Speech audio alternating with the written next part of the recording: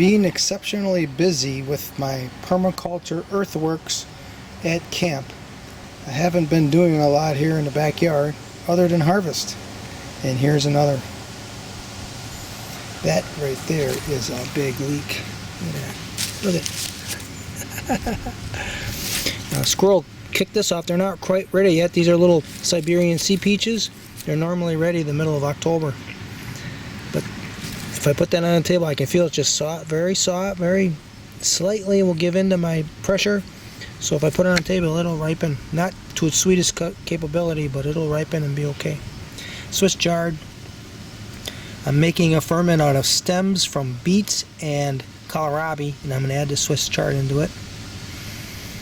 And of course the normal, what I've been showing over and over and over. Nightshades. I got these yellow ones. I forget what they're called. I gotta look them up. These, I really like these. They add some really nice color. Of course, these are something gold something. These green ones are actually really tasty too. These are ripe.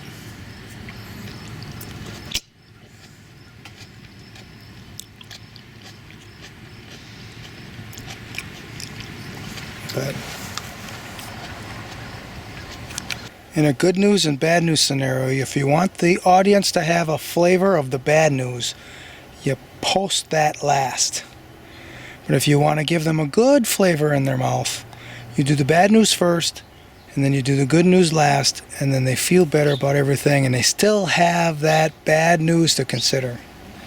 Well, in this case, here's the bad news. The Yacons got frosted. But the good news is the lower leaves didn't. So we're still growing Yacons. Some of these over here, the lower leaves are still alive, and then you come over here and most of them are fried, but you go down to the bottom and you see the lower leaves are still alive, so they're still making Yacons. And the really good news is this one over here, it didn't suffer the worst of damage. Close to this arcturus here, which seemed to shake off the early frosts. These leaves are definitely frosted. The cheer is still alive.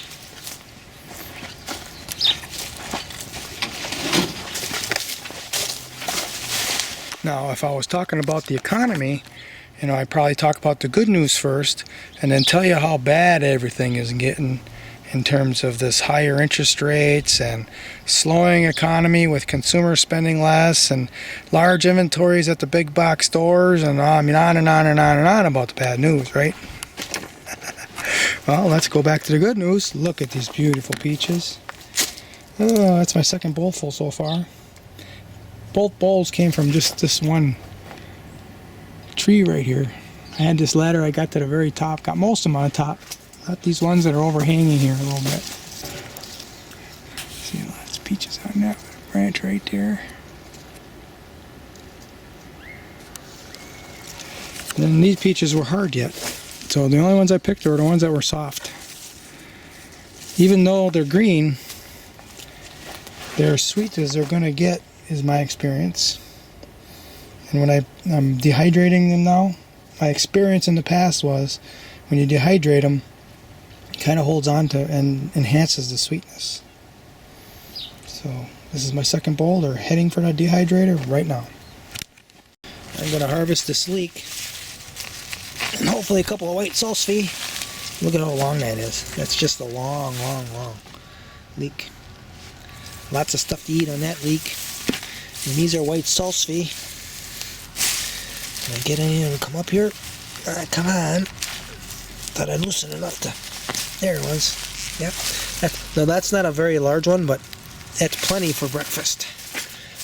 Maybe I can get this other one. Oh yeah, this one will come on there. See that? That adds to the diversity of my diet. Let's see what else we got here. I need some greens. Ooh, look at that nice white red pepper. Yeah, we can take that. Look at that nice red pepper. Take this one. We still got time We did have a frost the other day, but in here where all the stuff is, didn't affect the peppers.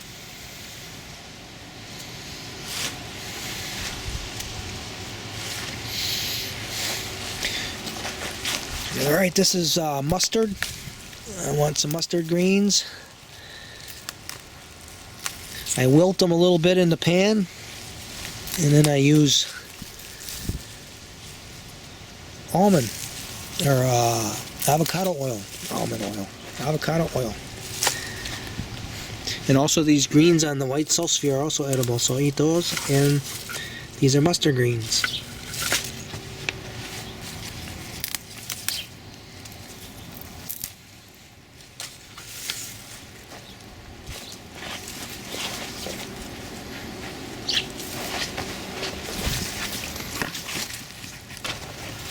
We can get a couple of Brussels sprouts for my morning breakfast, my late morning breakfast.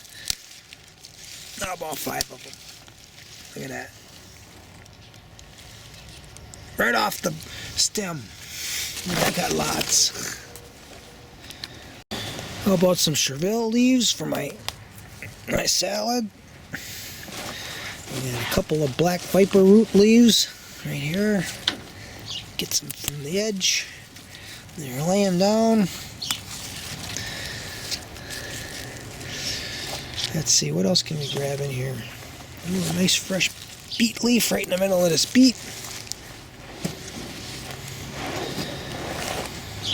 Another young beet leaf I can eat, just to mix in something. Some brand new celeriac leaves. That's pretty good. Look here. Look at here. Fennel. Let's put a fennel in there. Some nice fennel. That's pretty nice too. Yeah, let's do it. I got plenty of fennel. Alright.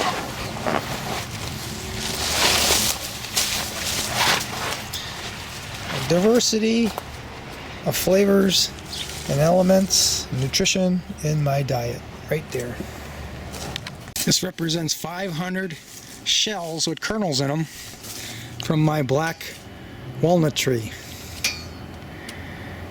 And the new contraption that I'm using to clean them off is working very well. So there's 500 and there's 90 in here. And 34 of them came from the tree in the back. But all the rest of them came from this tree right here.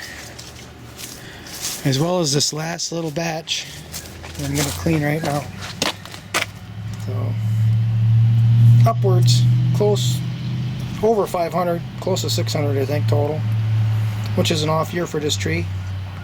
And these are from the back. These are first drop from the back tree that's got quite a few nuts on them, or whatever you want to call them. They're not nuts, but black walnuts. We'll just call them black walnuts because that's what everybody knows them by, right? If I start calling them black kernels, everybody's like, what the hell is a black kernel? It's a black walnut, okay? With kernels in them. But that's from the back tree. And this is the third time I went and picked about that many up, and they've had lots and empties. Lots and lots of empties.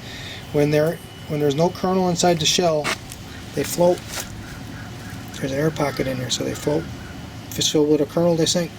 That's all I know. The last 34 that I picked, only 9 were sinkers. But hopefully the ones that are hanging on here, they're going to all have kernels in them. We'll see.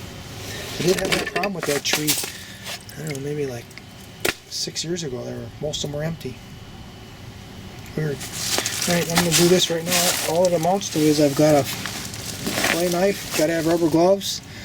I cut them just around the husk, and then the husk pulls off. I save the husk, and I'm fermenting them for my compost heap. Fermenting them in a barrel. It's got a lid, screw-on lid, and it sits there in that barrel of water until spring, when I open it up and compost them.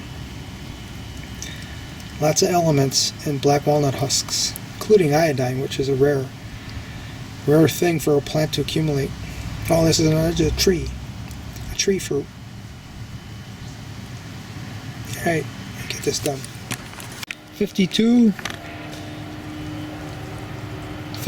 were in that bucket, and all 52 sunk. They're all good ones. This is my cleaning apparatus. This is actually a fish scaler for scaling panfish. This is a homemade one where they made it, I mean, they really made it heavy duty built and really big points inside here. I think they didn't use it much because it just roughed the fish up too much. But it works great to clean off the residue off of these shells. If you don't do that, that residue will mold, especially if it's humid, if you have humidity.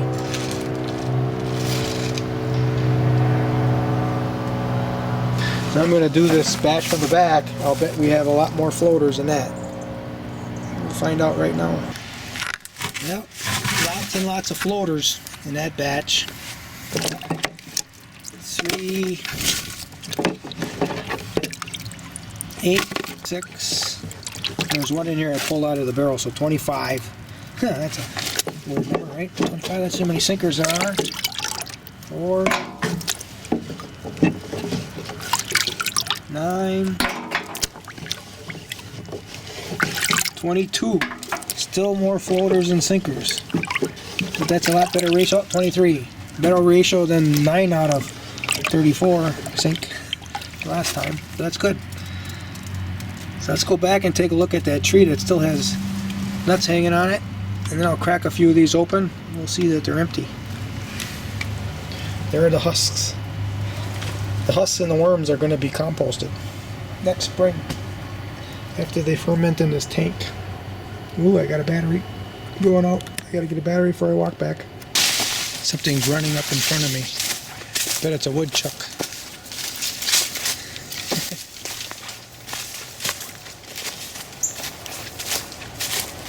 It's a big animal. Big fat woodchuck. Someday I'm going to eat them all. So this is a tree here, I think that I'm getting most of them that are sterile off of. And let's see if we can find some right there. There you go. They're smaller. This is the tree that's produced some very large ones last year. And I noticed that the larger ones that I had in a bucket are mostly sinkers.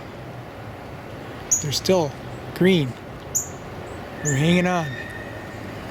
And I'm not going to say the tree is loaded, but there's quite a few on there. So here we are right underneath where the nuts are. Look up and look up. Just give me a couple pails full. Easy. And here I hinge cut this branch so I could get light into this black raspberry patch. And you can see them hanging here. See, they're still on there pretty good and they're green. So they're not quite ripe yet.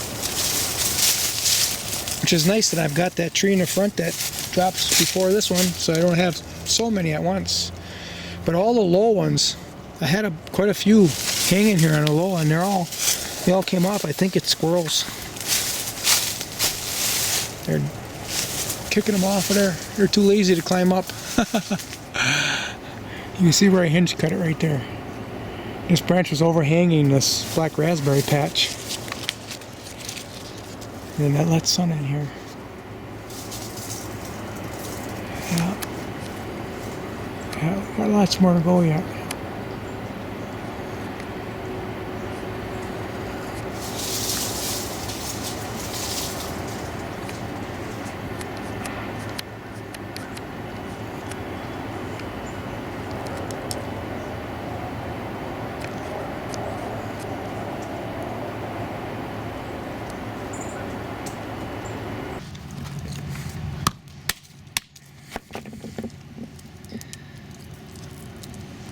More paper.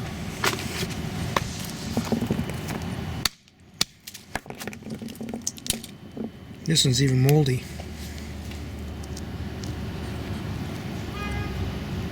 That's what's in them.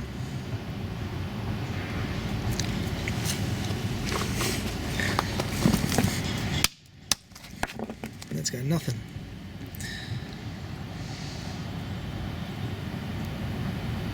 That's where they're floating because they got that open cavity. So I tried it with some water, I tried it with a lot of water, and I tried it with no water, and some water worked the best. Or just enough on the bottom so that it sticks up through the barrel, so that there's water inside. That worked the best. So I'm going to twirl it around now.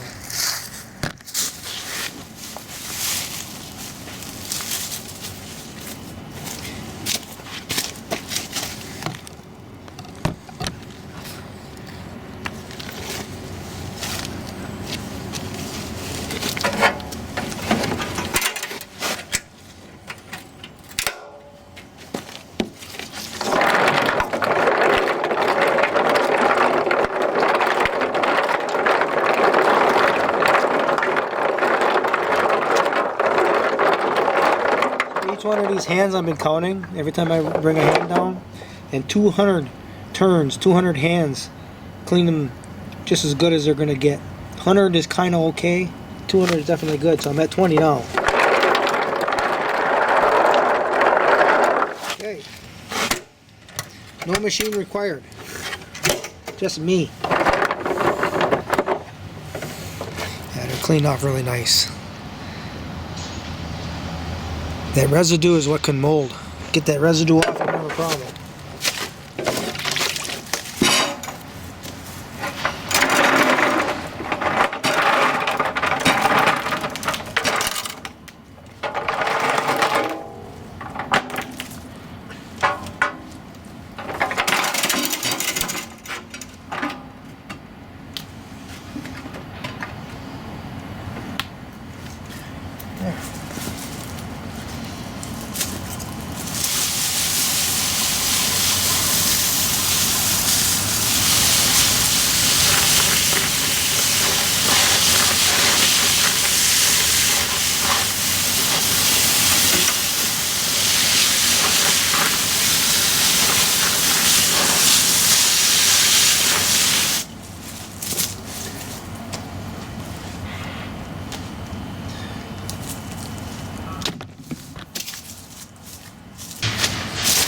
Now I'm going to go slice up peaches for the dehydrator.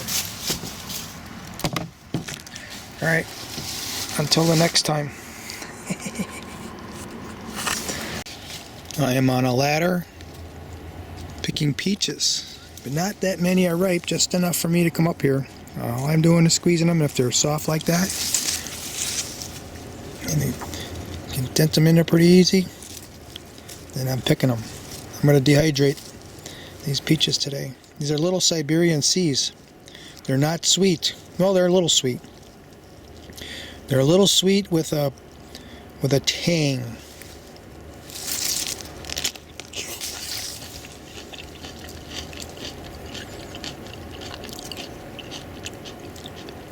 People who have been trained to think peaches should be as sweet as possible are missing out.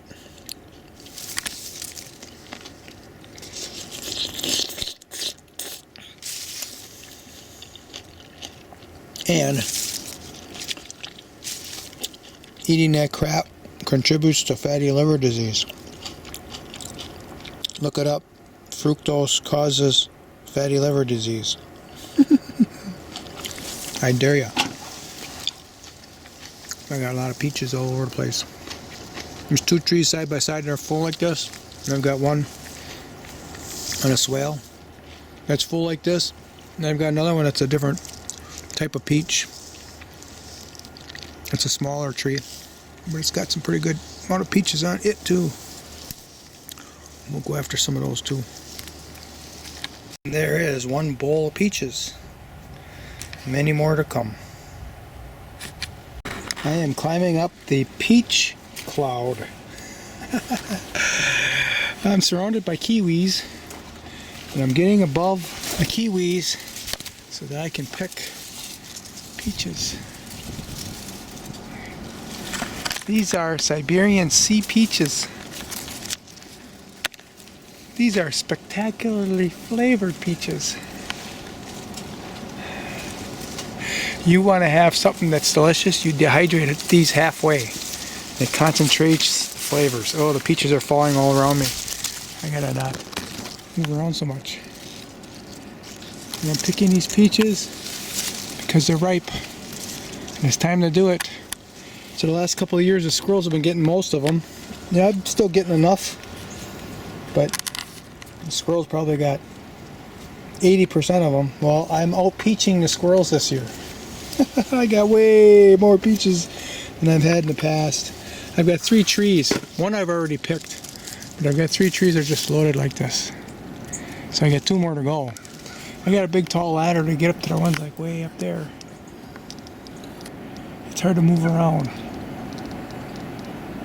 But I might be able to reach some of those by grabbing that kiwi vine and pulling that branch down to me if I get up on the very top step. I got so much stuff around me to hold on to. I don't think I'll have a problem with that. You know, I'm going to find out. I'll let you know. If I don't let you know, that means I'm in the hospital. Now I'm going up the big ladder. That's a big ladder. And I'm going after those peaches up there. This is the peach tree that's been producing loads of peaches. This is the 3rd year in a row. And it's producing peaches maybe for 6 years now, but the first 3 years weren't that spectacular like the last 3. I got videos up in the past. But I am now going to go up. I filled my other bowl, so I got this teapot. Let's see how stable this is.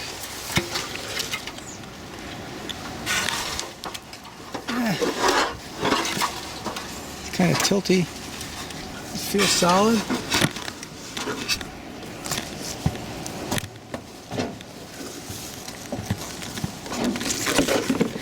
I made it. Look at that. Buttes. Oh yeah, they're very ripe. Let me liberate you beauties from your prisons. I've got a nice warm dehydrator for you.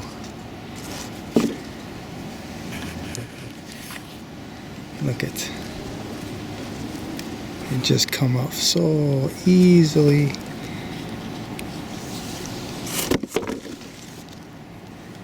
Spectacular Siberian sea peaches.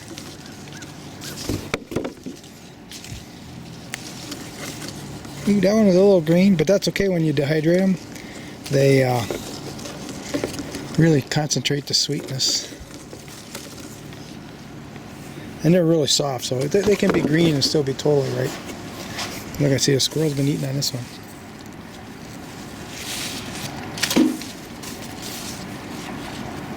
Yeah, see.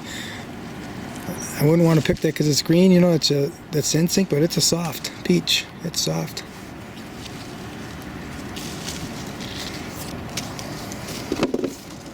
Alright, I gotta use both my hands. I am at the top of my tree canopy. Well, not quite. That honey locust, I guess, is the top. There's an Arkansas black tree with apples. See me kind of hiding there. Another 2-3 weeks they'll be ripe. 1st of November. Doesn't freeze too much.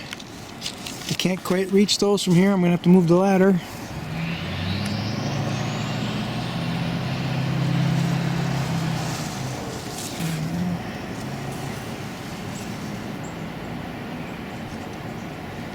Those are really very ripe. But I got plenty of them on my way down. I'm almost to the top. And I'll be able to fill it up on my way down.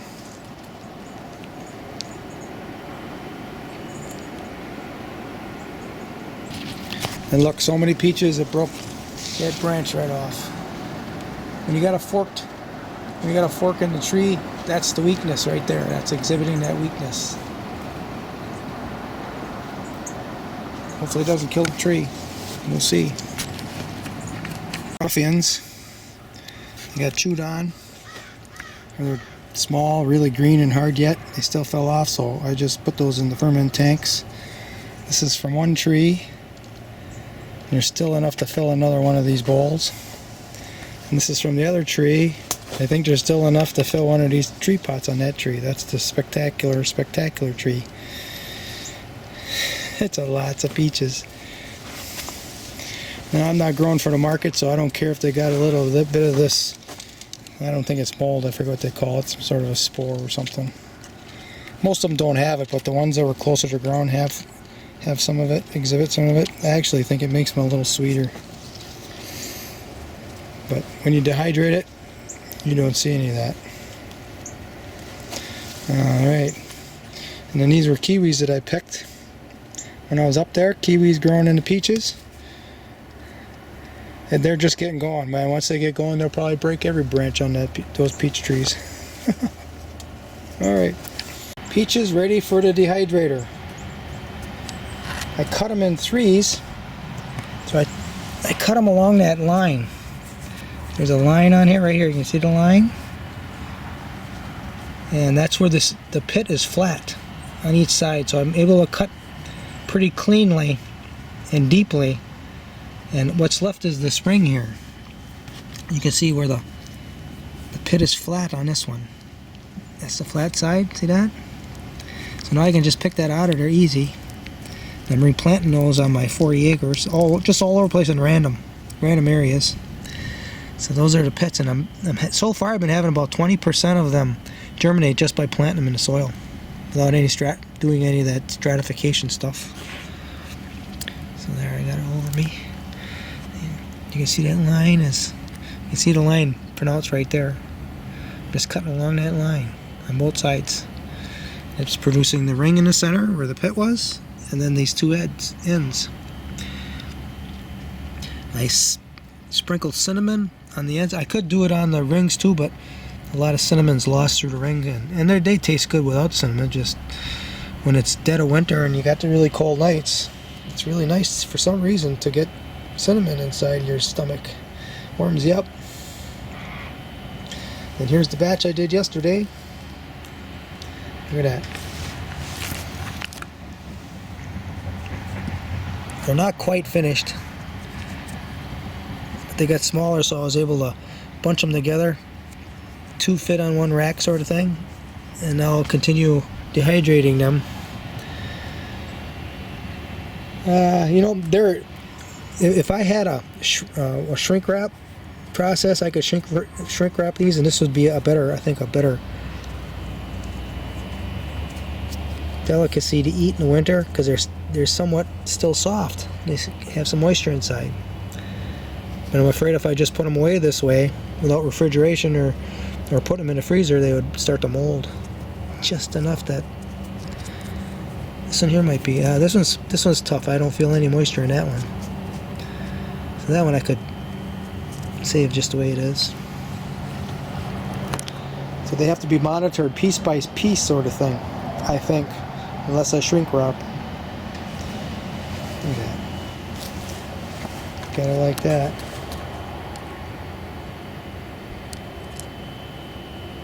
The aroma of cinnamon peaches dehydrating is certainly worth the effort.